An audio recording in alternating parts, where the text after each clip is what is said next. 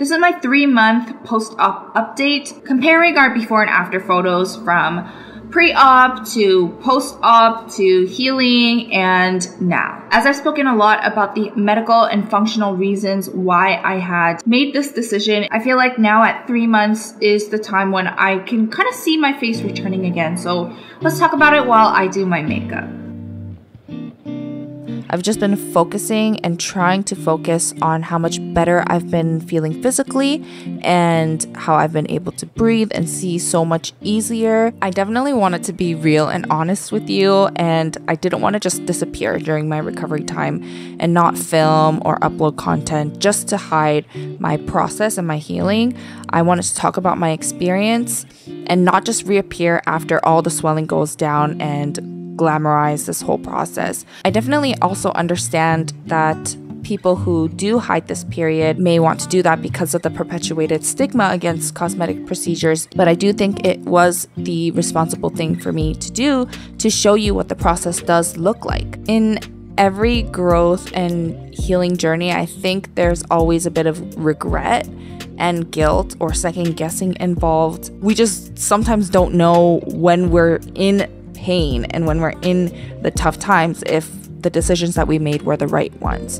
And I had to just put a confident foot forward and trust myself and my decision, trust my 3 years of research and my loved ones' encouragements. And sometimes the journey is more important than the actual end outcome, and it's definitely more important than the temporary pain. However, now that a lot of the swelling has been reduced, I can see more of the aesthetic and visual effects my operations have had on my face and on my individual features of my face. My eyes definitely bring the biggest difference to my face, I believe, just because my eyelids were so droopy before my ptosis correction that once I had all the excess skin and fat that was obstructing my vision removed, you can see so much of my iris, so much of my whites of the eye, and I did have to change my makeup application technique in order to avoid my incision area, but also just to balance the overall eye shape of my eye out.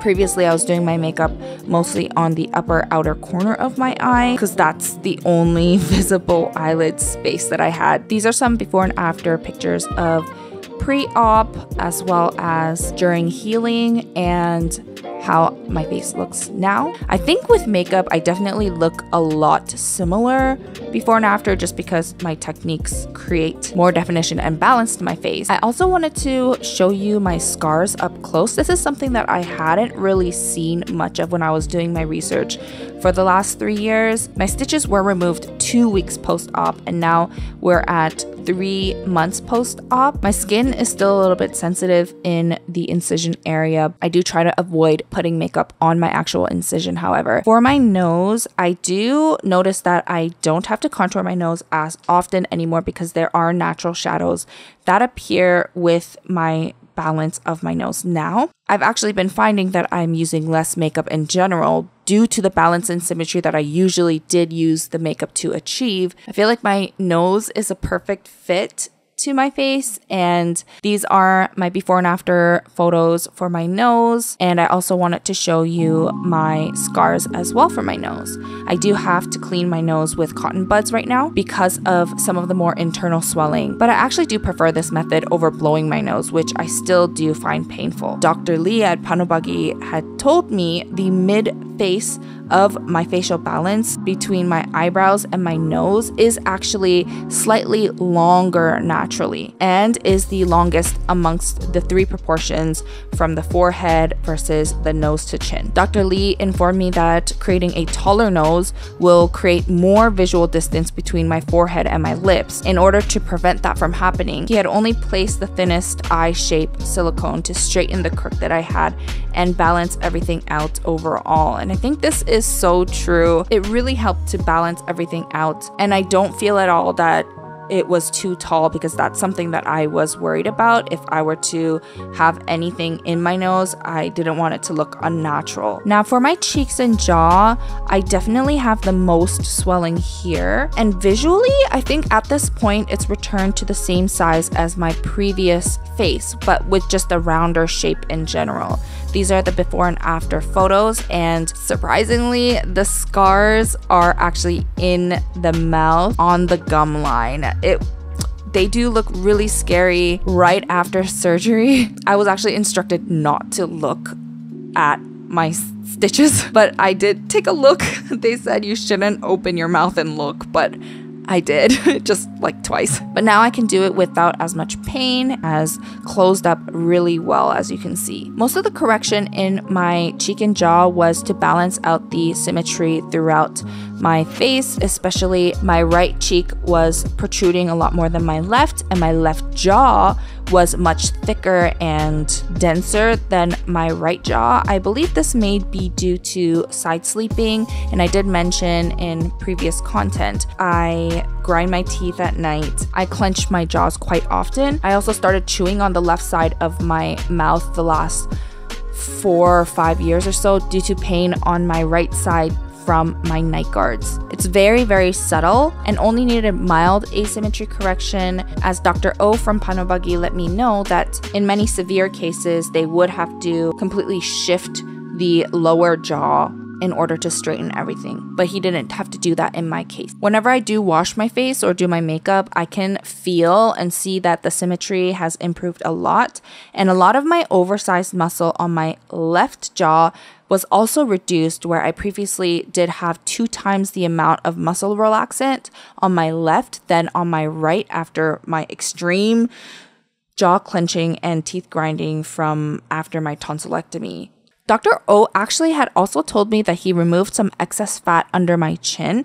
I think I definitely had some cheek and chin fat that did not go away with weight loss, and I even did have more cheek fat on my left side as well, I think also due to side sleeping. I previously had this fat on my cheek and my chin melted with fat dissolvent. But even then, Dr. O still told me that I have quite a bit of fat under my chin after the dissolvent. I think aesthetically, this really helps to create more focus to my face and bring more of the focus of my face up to my eyes. Speaking about face swelling, I did also see Dr. Barn, who is in charge of dermatology at Panobagi. I had some laser treatments with my coordinators who speak perfect English, plus the translators, so I had no worries of language barrier, especially while Dr. Barn was explaining to me the technicalities of the dermatology treatments and laser treatments at the clinic. He used a 2-phase treatment called Tenfera with 2 different cartridges, focusing on the lower part of my face first, which had a lot of swelling. These are some photos from right before my dermatology and right after the dermatology. You can see how much of a difference this laser made, not only with the swelling, but he said that this laser treatment is super effective for slimming the face. Dr. Barn informed me that other clinics usually just do 1 phase of this laser treatment, but his second treatment combined with the first treatment makes a more efficient and faster effective result. I went under de-swelling laser as well, which is what they give you complimentary after your procedures. I fell asleep and I was snoring during this time, which I was kind of embarrassed because my translators were still in the room with me. But I am finding myself falling more in love with how balanced, symmetrical, functional, but still characteristically me my face is becoming as the swelling goes away. We're still only 3 out of 24 months of healing, but I do feel like I've got the hang of my routines for skincare, for my makeup, and new hygiene routines as well. I do have to use a more gentle touch due to the sensitivity of my face, but I do feel my nerves returning. Dr. O had informed me that some people do lose their sensation in their jaw after surgery if the doctor is not careful with avoiding the nerve lines. He showed me photos of my x-rays and my scans that indicated where my nerve lines are, and he let me know that he actually avoided these areas on purpose in order to preserve a lot of the nerves there that could be severely damaged damaged if you're not careful. That's why it's so important to do your research and go to accredited hospitals that you know have a good reputation due to, you know, your health is on the line here. I also had to change the type of masks I wear because my ear cartilage where I had my scar was very painful when I was wearing tight masks, and I just made sure that the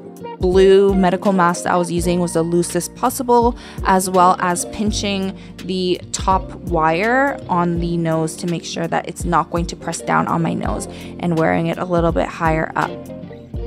I will be replying to as many comments as I can under this video, so please let me know if you have any thoughts or questions. I will see you next time. Bye bye!